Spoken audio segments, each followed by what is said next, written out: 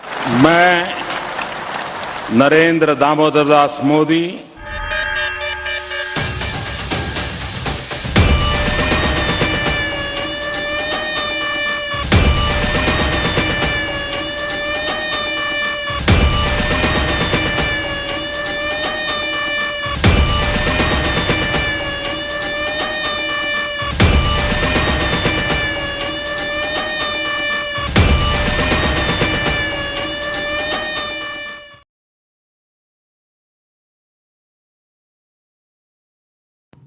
प्रधानमंत्री नरेंद्र मोदी 72 साल के हो गए हैं। उनका जन्म 17 सितंबर 1950 को गुजरात के मेहसाणा जिले में स्थित वडनगर में हुआ था। उनके पिता दामोदर दास की स्टेशन के बाहर एक चाय की दुकान थी, जिसमें वो भी अपने पिता की मदद के लिए जाते थे।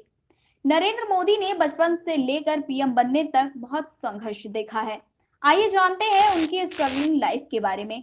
नरेंद्र दामोदर दास मोदी ये सिर्फ एक नाम नहीं बल्कि अपने आप में एक पूरी कहानी है, जिसका सफर गुजरात के वडनगर से शुरू होकर दिल्ली स्थित पीएम हाउस तक पहुंचा।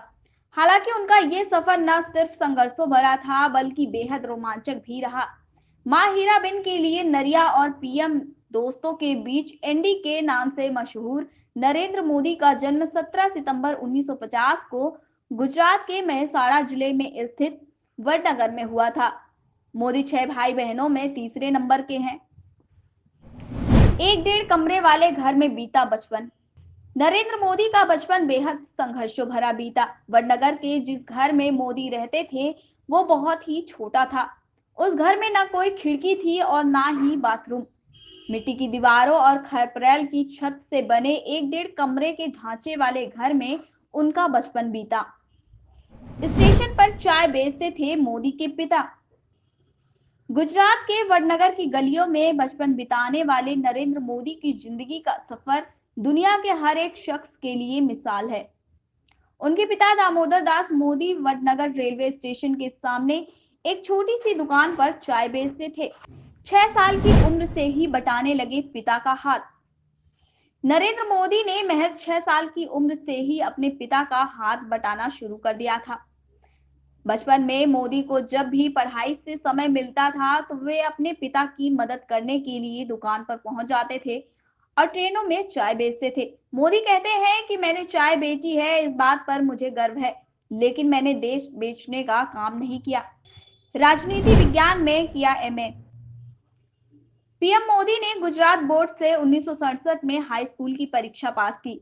वही 1978 में दिल्ली यूनिवर्सिटी से बीए की डिग्री ली। इसके बाद उन्होंने 1983 में राजनीतिक विज्ञान में एमए किया। 2 साल के कोर्स में उनके पास European politics, Indian politics, analysis और साइकोलॉजी ऑफ पॉलिटिक्स जैसे सब्जेक्ट। बचपन से ही था संघ से जुड़ाव। नरेंद्र मोदी बचपन से ही आरएसएस से जुड़ गए थे। 1958 में आरएसएस के पहले प्रांत प्रचारक लक्ष्मण राव ईमानदार उर्फ वकील साहब ने नरेंद्र मोदी को बाल स्वयंसेवक संघ की शपथ दिलवाई थी। इसके बाद से मोदी आरएसएस की शाखाओं में जाने लगे थे। हालांकि बाद में चाय की दुकान पर बैठने की वजह से वे नियमित रूप से शाखा में नहीं जा पाते थे। 1987 में बीजेपी से जुड़ गए मोदी। 1967 में 17 साल की उम्र में नरेंद्र मोदी अहमदाबाद पहुंचे और उसी साल उन्होंने राष्ट्रीय स्वयंसेवक संघ की सदस्यता ली। इसके बाद 1974 में वे नवनिर्माण आंदोलन में शामिल हुए। इस तरह सक्रिय राजनीति में आने से पहले मोदी कई सालों तक राष्ट्रीय स्वयंसेवक संघ के प्रचारक थे। संघ के रास्ते 1987 में वे बीजेपी में शामिल हो गए। 2001 तक बीजेपी की कई पदों पर रहे मोदी। 1988 से 89 में उन्होंने भारतीय जनता पार्टी की गुजरात इकाई का महासचिव बनाया गया। साल 1988-89 में उन्हें भारतीय जनता पार्टी की गुजरात इकाई का महासचिव बनाया गया। नरेंद्र मोदी ने लालकृष्ण आडवाणी की 1990 की सोमनाथ अयोध्या रथ यात्रा के आयोजन के अहम भूमिका निभाई थी। मोदी को 1995 में भारतीय जनता पार्टी का राष्ट्रीय सचिव और 5 राज्यों का पार्टी प्रभारी भी बनाया गया। इसके बाद 1998 में उन्हें महासचिव बनाया गया। इस पद पर वो अक्टूबर 2001 तक रहे। 2001 रहा मोदी की जिंदगी का टर्निंग पॉइंट। 2001 में गुजरात में आए विनाशकारी भूकंप की वजह से 20,000 लोग मारे गए। इस दौरान राजनीतिक दबाव के चलते तत्कालीन मुख्यमंत्री केशुभाई पटेल को इस्तीफा देना पड़ा। इसके बाद उनकी जगह नरेंद्र मोदी को सीएम बनाया गया। इसके बाद तो मोदी ने कभी पीछे मुड़कर नहीं देखा। 2012 आते आते बीजेपी में मोदी का कद इतना बड़ा हो चुका था कि पार्टी अब उन्हें देश के प्रधानमंत्री पद के उम्मीदवार के रूप में देखने लगी थी। 2013 में नरेंद्र मोदी की लोकप्रियता को देखते हुए बीजेपी और एनडीए ने उन्हें प्रधानमंत्री पद का उम्मीदवार बनाया। 2014 में नरेंद्र मोदी के नेतृत्व में ही बीजेपी ने लोकसभा चुनाव लड़ा और प्रचंड जीत हासिल की। जनता ने मोदी को दिल खोलकर आशीर्वाद दिया और मई 2014 में वो देश के 14वें प्रधानमंत्री बने। 5 साल तक काम करने के बाद 2019 में जनता ने उन्हें एक बार फिर चुना। पीएम मोदी के जानिए क्या है 25 बड़े फैसले। धारा 370। प्रधानमंत्री नरेंद्र मोदी ने 5 अगस्त 2019 को बता दिया था कि वे बड़े फैसले लेने का दम रखते हैं। दरअसल इस दिन उन्होंने अपने घोषणा पत्र का अहम वादा और काफी लंबे समय से विवाद में चल रहे 370 पर फैसला लिया था। केंद्र सरकार ने धारा 370 खत्म करने के साथ ही कश्मीर के विशेषाधिकार खत्म कर दिए और जम्मू कश्मीर और लद्दाख के रूप में 2 केंद्र शासित प्रदेश बना दिए। देश के सामने 70 साल से एक और बड़ा चैलेंज था, जिसे कुछ दिन पहले भारत ने फेयरवेल दे दिया है।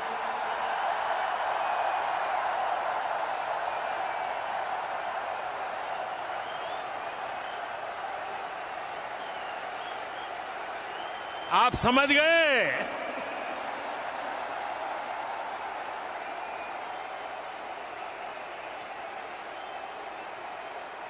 ये विषय है आर्टिकल 370 का।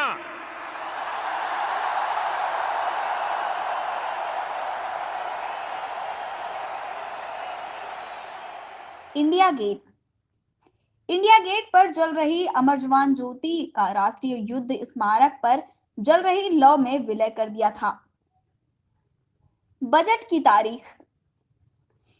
पीएम मोदी के सरकार में आने के बाद बजट की तारीख बदल दी गई। मोदी सरकार आने से पहले बजट फरवरी महीने की आखिरी तारीख 28 या 29 फरवरी को पेश किया जाता था, लेकिन 1 फरवरी को बजट पेश होता है। CAA NRC। पीएम मोदी ने 10 जनवरी 2020 को नागरिकता संशोधन अधिनियम लागू किया और इस फैसले को भी उनका ऐतिहासिक फैसला माना गया। इस कानून के जरिए भारत के पड़ोसी देश में आए गैर मुस्लिम वासियों को नागरिकता देने का वादा किया गया। हालांकि इसे लेकर देश में काफी विवाद हुआ था। अंतर्राष्ट्रीय योग दिवस। प्रधानमंत्री नरेंद्र मोदी की सोच से ही अंतर्राष्ट्रीय योग दिवस मनाया जाने लगा। उन्होंने 27 सितंबर 2014 को अंतर्राष्ट्रीय योग दिवस मनाने की बात संयुक्त राष्ट्र से कही थी। इसके बाद 21 जून 2015 में संयुक्त राष्ट्र के 177 सदस्यों द्वारा मान्यता मिल गई थी और इसके बाद से ही 21 जून को अंतर्राष्ट्रीय योग दिवस मनाया जाने लगा। जल शक्ति मंत्रालय। पीएम मोदी ने ही जल शक्ति मंत्रालय का गठन किया। मोदी सरकार ने जल संसाधन और पेयजल एवं स्वच्छता मंत्रालय को मिलाकर जल शक्ति मंत्रालय बनाया। Balakot air strike. भारत में जब पुलवामा में अटैक हुआ तब पीएम मोदी ने पाकिस्तान को जवाब देने के लिए बालाकोट एयर स्ट्राइक करने का फैसला किया। भारत की सेना ने 26 फरवरी 2019 को एयर स्ट्राइक की थी और पाकिस्तान में जमकर बमबारी कर पाक को करारा जवाब दिया था। नोटबंदी। नोटबंदी मोदी सरकार के सबसे अहम फैसलों में से एक है। 8 नवंबर 2016 को पीएम मोदी ने यह फैसला किया था, जिसमें 500 और 1000 के नोट बंद करने की घोषणा की थी। हालांकि इसके बाद काफी आलोचना भी हुई थी, मगर पीएम मोदी के इस फैसले को इतिहास हमेशा याद रखेगा। आज मध्यरात्रि यानी 8 नवंबर 2016 कि रात्रि को 12 बजे से वर्तमान में जारी 500 रुपए और 1000 रुपए के करेंसी नोट लीगल टेंडर नहीं रहेंगे, यानी ये मुद्राएं कानूनन अमान्य होगी। सरकारी बैंकों का विलय। 1 अप्रैल 2020 को मोदी सरकार ने देश के 10 सरकारी बैंकों का विलय करके 10 बड़े बैंक बनाने की घोषणा की। विलय होने के बाद बैंकों में oriental bank of commerce, United bank, syndicate bank, Allahabad bank, Andhra bank और कॉरपोरेशन बैंक शामिल रहे। लॉकडाउन। जब देश में कोरोना वायरस दस्तक दे रहा था तो पीएम मोदी ने देशव्यापी लॉकडाउन का फैसला किया था। इस फैसले को हमेशा याद रखा जाएगा। वैसे यह उस वक्त की जरूरत थी, लेकिन ऐसा ऐलान करने वाले पीएम मोदी पहले प्रधानमंत्री होंगे। साथियों, पिछले 2 दिनों से देश के अनेक भागों में लॉकडाउन कर दिया गया है। राज्य सरकार के इन प्रयासों को बहुत गंभीरता से लेना चाहिए।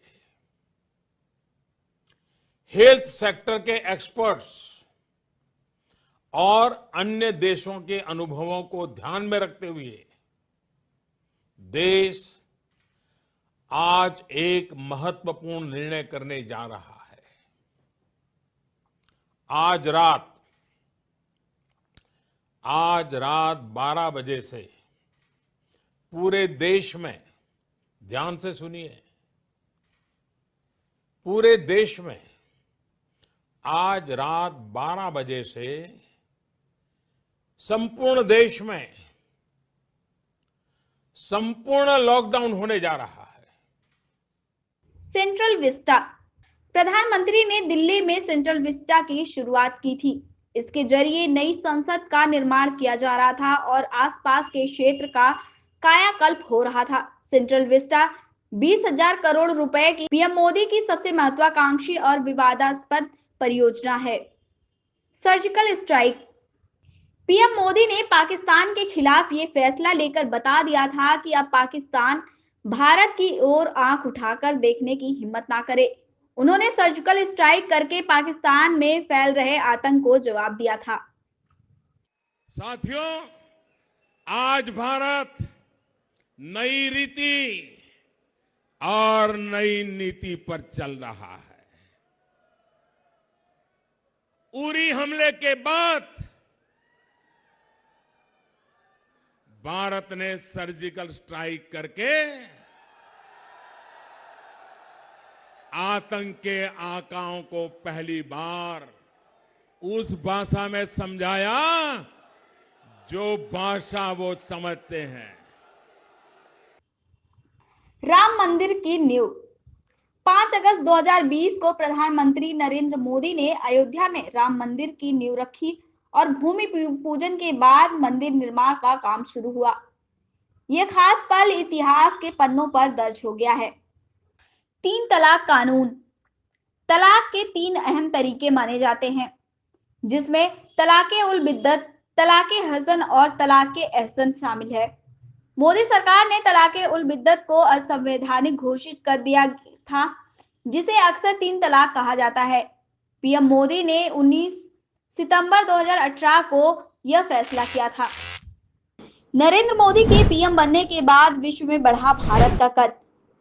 वही दुनिया में सबसे तेजी से बढ़ रही है भारत की अर्थव्यवस्था। दिसंबर 2022 में भारत G20 देशों की अध्यक्षता करेगा। नई दिल्ली में इन देशों का समिट होगा।